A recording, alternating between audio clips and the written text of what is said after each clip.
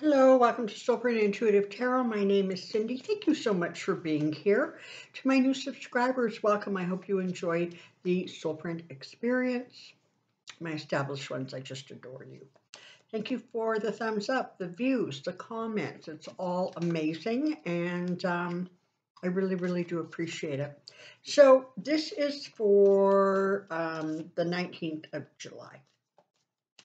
So I'm going to take a look at sort of a little spectrum of things, if you will. I want to take a look at Ivana Trump, although I don't believe there was anything suspicious about her death. I want to take a look at the police force in Texas connected to Robb Elementary and that school shooting. As a tangent to that, I think I want to take a look and see how Beto's doing because, you know, it's time to get rid of Abbott. And I want to take a quick peek at Bannon because his trial started yesterday. I guess they were selecting jurors. Here we go. I'm going to start with Ivana. And may she rest in peace. You know, like, honestly,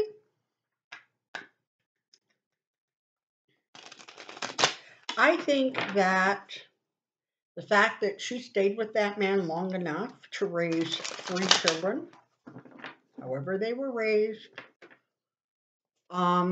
it's just a tribute to her strength. Although, I have to say energetically, I think Ivana and Melania, in many ways, were cut out of the same kind of cloth.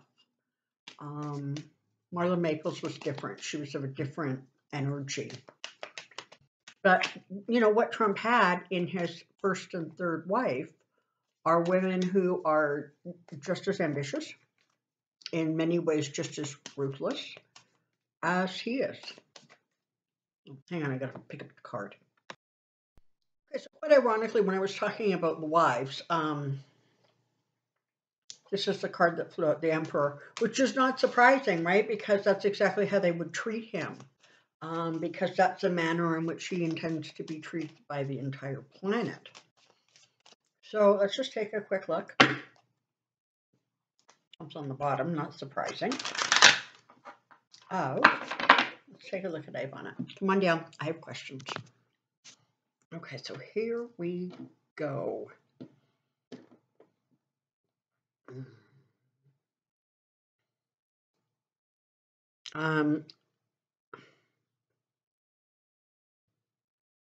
Passing of Ivana Trump, passing of Ivana Trump, passing of Ivana Trump.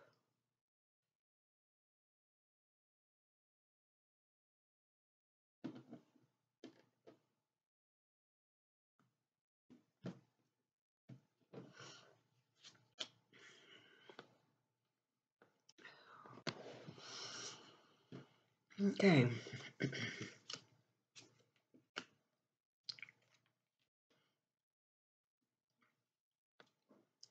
So, this is the thing. She lived, particularly post-Donald, she lived really the life she wanted to live. There's a sense of contentment and happiness with the choices she made, sort of with her lot in life, what she accomplished. Apparently, she was quite the good businesswoman. So by the time she got to her, I think she was 73, by the time she got to this point in her life, she was content. You know, she was happy. I understand that she had been very reclusive for the last little while. She was terribly afraid of COVID. So I guess we can assume from that she didn't exactly think her ex-husband was the sharpest crayon in the drawer in terms of knowing what the hell he was doing there.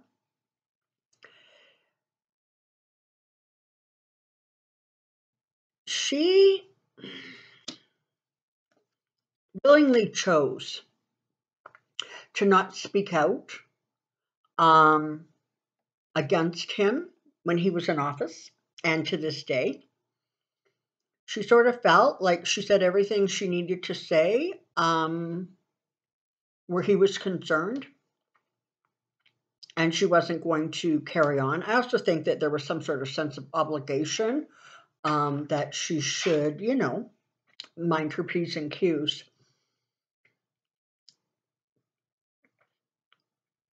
It wouldn't surprise me, though, if there is not information that comes out, whether it was a memoir or a book that was in the works that nobody knows about, diaries.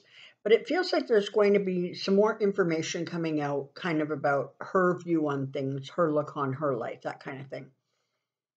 Now, I know people have been saying, "Oh, it's sign of suspicious," I don't think it was suspicious at all. I am not sure. I know that she fell down a flight of stairs. Um, it feels to me as if it doesn't feel to me like it was a misstep or a slip.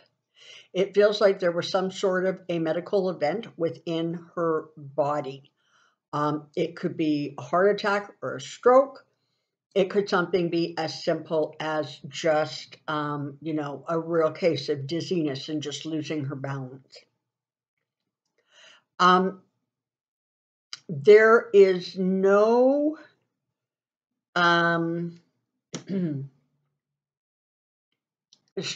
ulterior motive. There's nothing suspicious about this.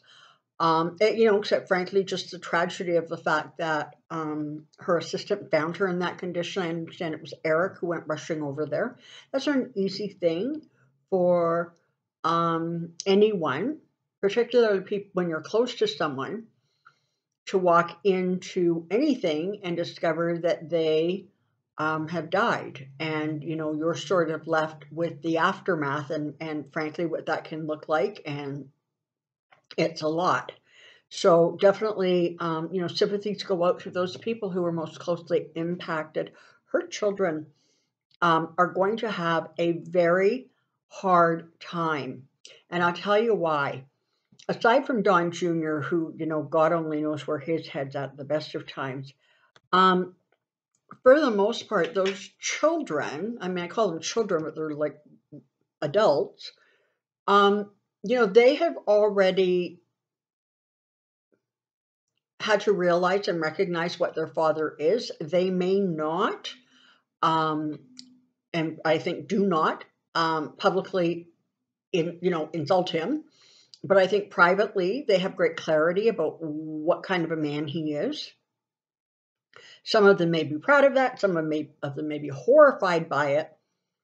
But for all intent and purposes, they really did not have a father who played an active, involved role in their lives until they could benefit him in terms of business.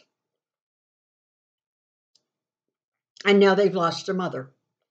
So these children, are orphaned basically, and that's a sad situation. Now, having said that, one of the most truly disgusting things I saw over the course of this weekend since the news broke was the fact that when the Donald released his sort of acknowledgement of her passing, at the bottom of his statement was one of those, and push this red button if you want to, donate to whatever the latest Donald grift is. That's disgusting. Like, okay, I don't even have words for how low on the evolution pole you have to be to try to financially raise money for your political or financial aims off of the notification of your wife or your ex-wife passing. It's disgusting. And I have to tell you, there's going to be some friction with one of the kids over that. Like literally one of the kids who is kind of saying, you know what, you really crossed the line. And I don't know whether they're going to say it to their face, but there's certainly going to be some resentment and some anger. And this is the thing, you know, issues that come up when somebody dies, typically within a family dynamic, everybody's emotions are sort of so overwhelming and overwrought at that time, that those sorts of slings and arrows, they really do tend to stick. It takes a lot to kind of recover from that kind of situation or injury. So a bit of a rough road for the family. But she left. I don't know that she was quite ready to leave consciously. I don't get the feeling that she just flew into the light with joy. But, you know, she has made that transition. And, you know, her soul has moved on.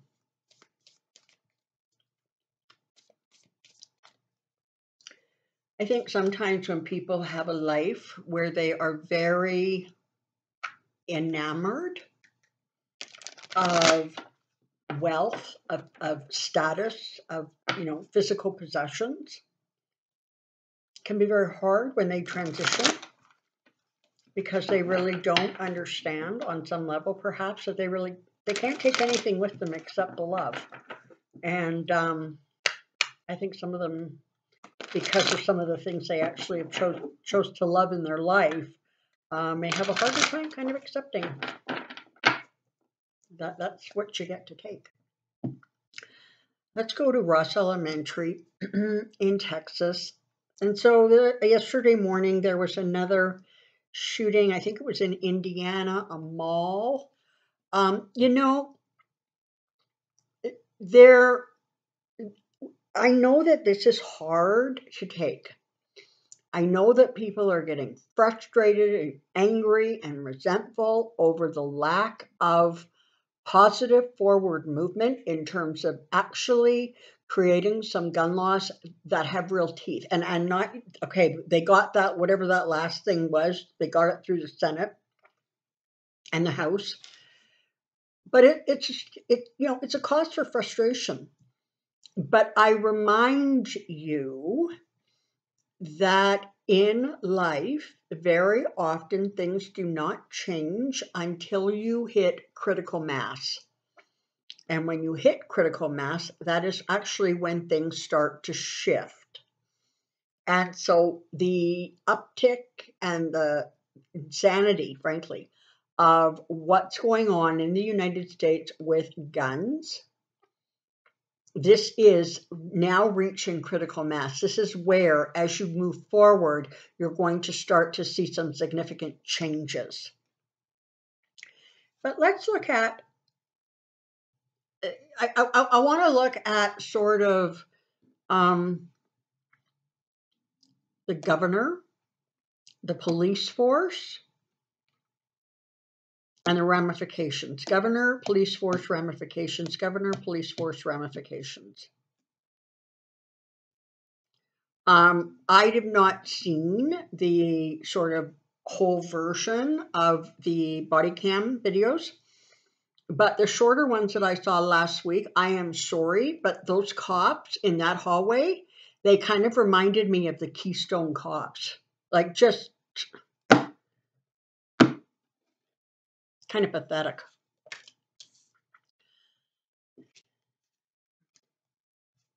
Okay. So comfort from the fact that there will be justice that comes as a result of this. And I think the justice is going to hit in several places. One, it's going to hit Abbott. He is going to find that his tenure is really, really, really put in jeopardy as a result of not just this, but a lot of stuff that he has been doing that really, really pushes against what even conservative people in Texas want. You know, I'm just going to digress for a second here. What is going on in the United States is that you have a group of people who are really trying to shove their religious beliefs down the rest of the country's throat.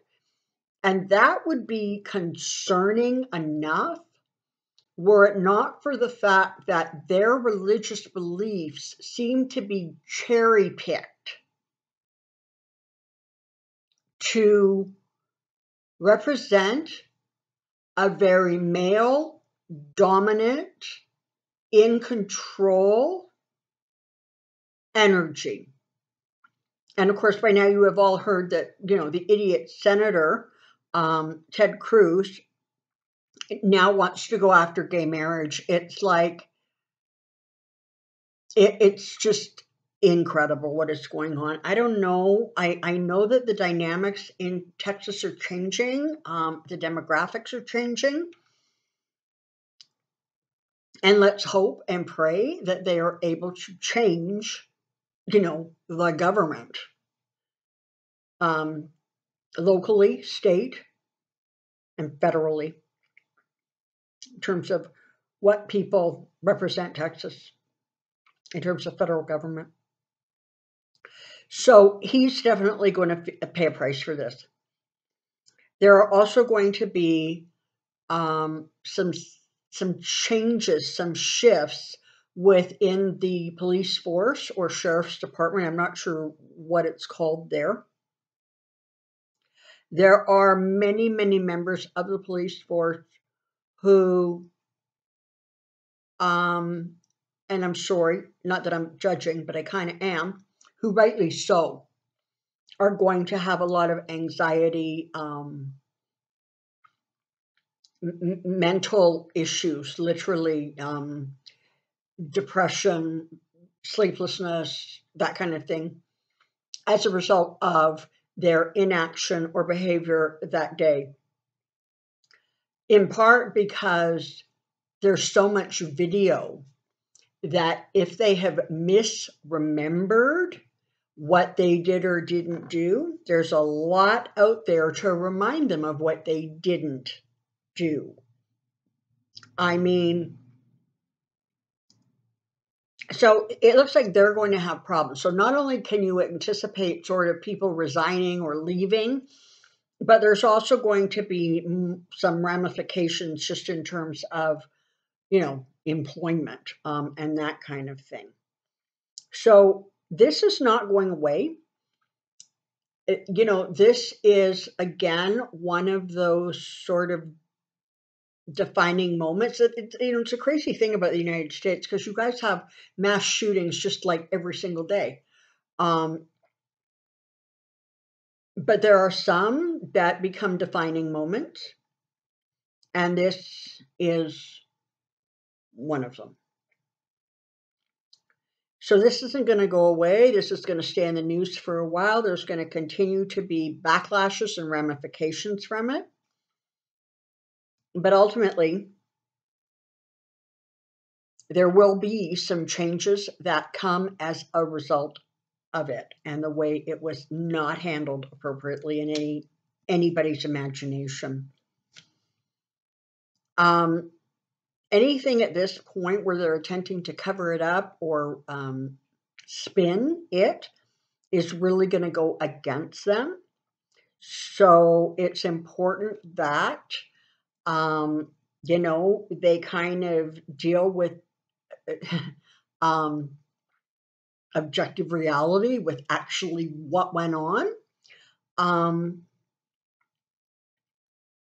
But it's definitely going to be difficult. I can tell you that those who lost their light that day have transitioned.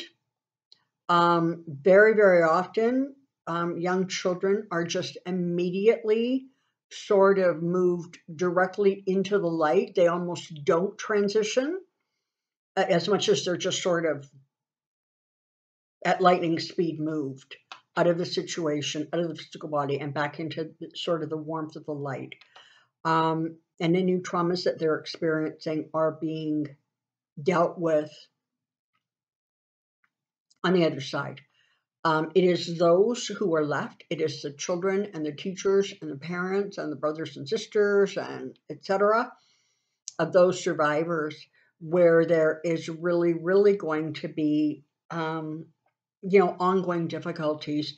And do not be surprised if it hasn't started already. It sure as heck is going to. There's going to be a civil lawsuit by the survivors going after ultimately Texas, the state of Texas. They're going to go after, the town or community, but really the fault lies higher up. I see one from the survivors in terms of those who lost people. And I actually see a second one in terms of those who are trying to deal with ongoing trauma. And, this is the thing. You traumatize somebody who is 5 and 6 and 7 and 8 years old. That's the rest of their life. Okay? That's it. Childhood is over. Safety, security, as they knew it or believed it to be, has been shattered. And these young people are going to have to find a way to move forward. And frankly, that is going to take resources. Let's just do a quick question here.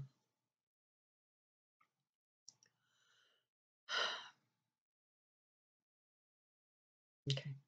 Is Greg Abbott going to be reelected as governor? Is he going to hold the seat of governor? No. Is Beto O'Rourke going to win the election for Texas governor? That's a yes. And will Beto be sworn in as the new governor of Texas? Yes.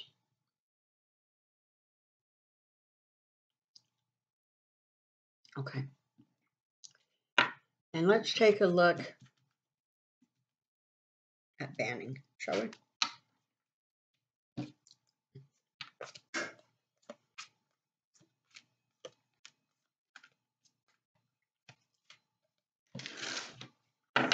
So, his latest is, I can't get a fair trial. Like, oh my God, buddy, just. And of course, there's something just fittingly ironic about the fact that he is before a Trump appointed judge who is saying, listen, buddy, cut the crap. And let's just get on with this. So, irony is alive and well, people. Irony is alive and well.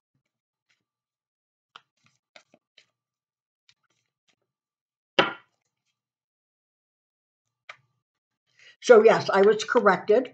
I think the maximum sentence he can receive is like 2 years, I think. But let's face facts. If he gets put in jail, he's not going to survive it. Like, not emotionally. And the real problem with that situation, and not, of course, that he shouldn't go to jail, because I absolutely think he should. The problem is he's going to become more radicalized in there.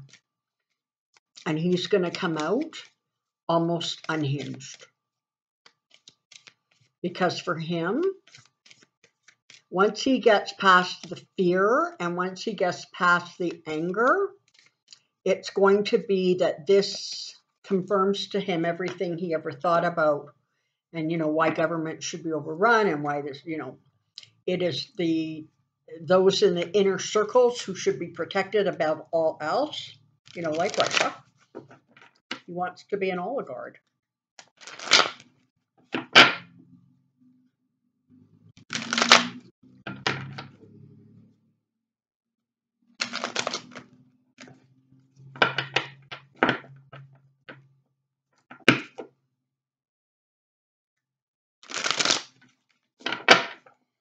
Here we go.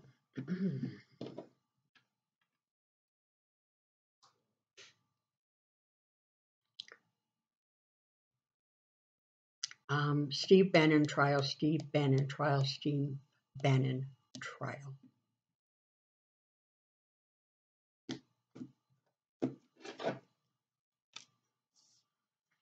Okay, well, it's not going to go well for him.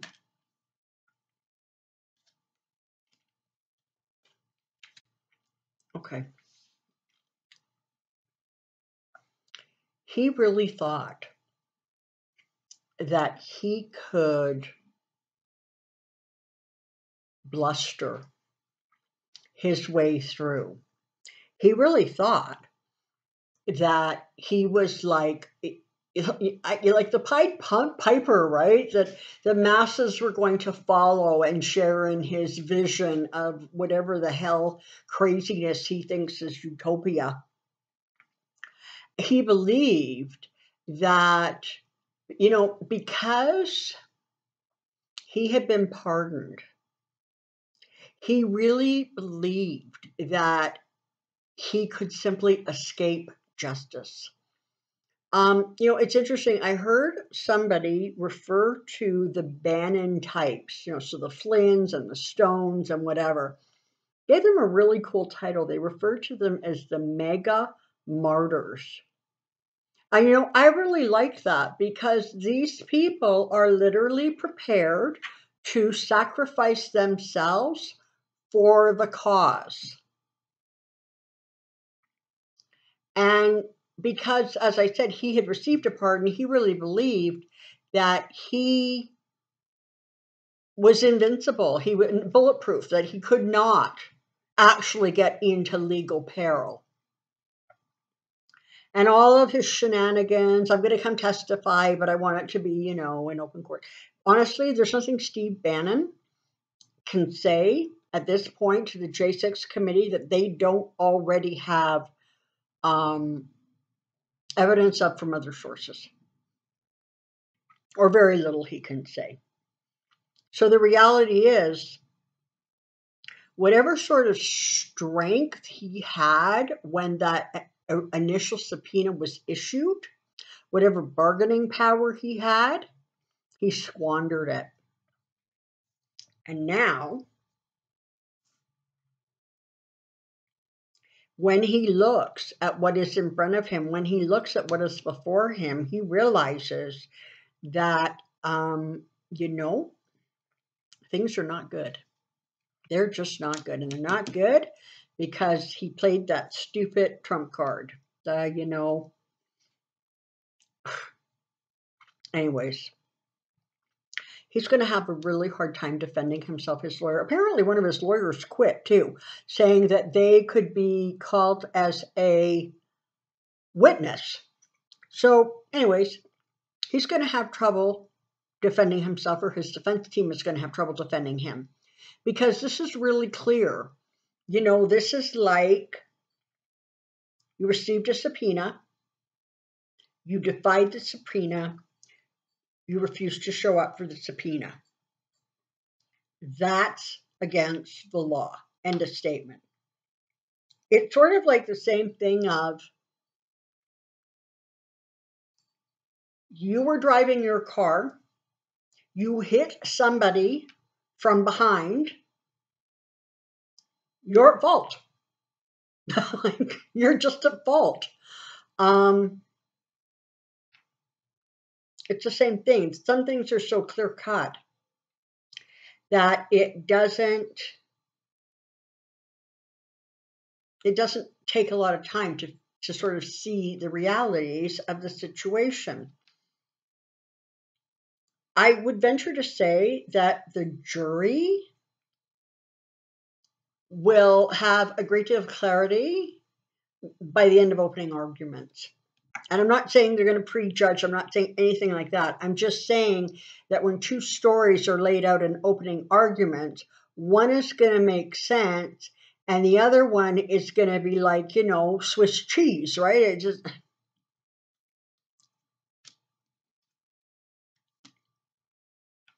So at this point, Buddy realizes that he hung on too long, right? He dragged this out too long, and it is going against him now. But these are the choices he made. And this is where he is now as a result of it. He will be found guilty. And I believe he's going to get jail time. Now, I have to tell you, I'm getting like 3 to 6 months. That's what I'm getting. But like I say, the problem is that when he comes out, he's going to be even more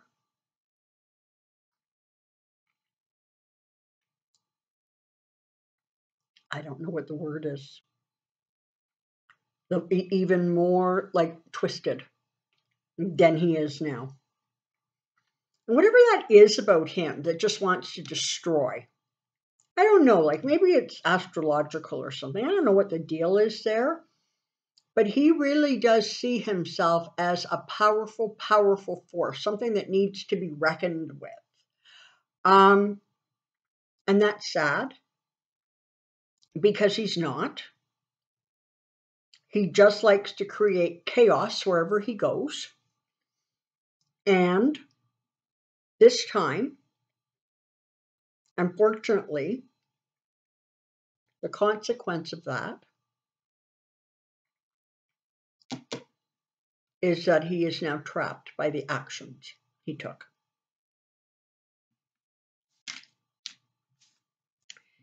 So there you have that. Okay, so Thursday evening is the final hearing for right now. It was referred to by a reporter on MSNBC, I believe, who said, think of this hearing as the season finale, not the series finale. And I really like that because I have said, and I absolutely stand by, nothing energetically has shifted that I can tell. There will be more hearings probably in August into September, and I think there may even be some as late as early October. So, you know, part of what needs to be accomplished is there needs to be real clarity about not only what you know who, the wannabe guy, did or didn't do, and the extent to which he went to try to hold on to power. But those around him, they're not going to escape, okay? I don't know if any of you heard, there was a part of a clip. I think this was a recording of a phone conversation Banning had with some other people. And he literally said, you need to understand that after this election, speaking of 2020, Trump will never face another election again. He's not going to need to. There won't be elections. And so he will fire everybody who is trying to, kind of retain the country as a democracy, because that's not his plan. That's terrifying. And I think when people start to realize that that was actually what was going on in the back of his head, he wasn't trying to steal an election, people. He was trying to steal your democracy. But that's okay. Karma's a bitch. Have a good week. Take care. Be well. We'll see you soon. Bye-bye.